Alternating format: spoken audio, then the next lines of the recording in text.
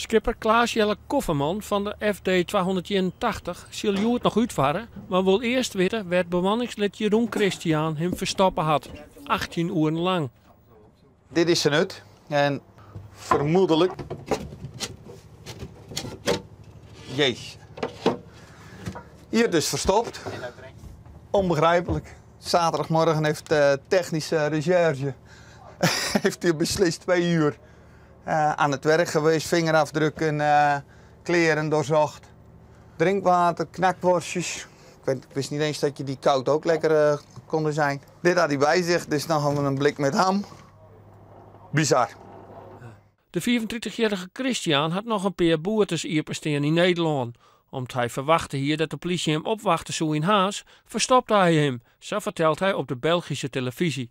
Dus ik kan van 's morgens 5 uur tot 's avonds 11 uur in een wand verstopt gezeten onder de waterlijnen. Dus het was heel erg koud ook. Ik heb de politie naast me bezig gezien. Op het moment dat die man onderzoek deed naar bloedsporen, het is zelfs spul in mijn ogen gespoten. Zo dicht zat ik dus. Om de oren bemanningsleden uit te leiden, hier de Belg een brief naar zijn BRD-lijn. Een briefje dat lag hier. En wat stond erin? Als je dit leest, heb ik het goed verneukt. Dat was de strekking van de tekst. En de conclusie van u was vervolgens? Ja, dat is een zelfmoord. En daarom zet een grote ziekactie uiteen. Jongens Let verliet de Belg het schip, omdat hij graag bij zijn vriendinnen in België wezen wil. Ik kan ook bijna 400 kilometer te voet en met fiets en liften.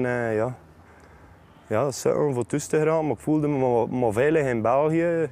Kofferman had geen goed wat oor voor de Belg, die op zijn vlecht ook nog een beurs van een oorbemanningslid stellen had. Enorm teleurgesteld voor iemand die het zo vaak had over respect hebben. Maar ja, dit is gewoon zo respectloos. Na een paar dagen vertraging vat de kotter het uit, na een bizarre peerske. Ja, we gaan morgen nog lekker naar zee toe met de bemanning. En we laten de frisse Noordzeewind de rest maar doen. Even de kop goed leegmaken.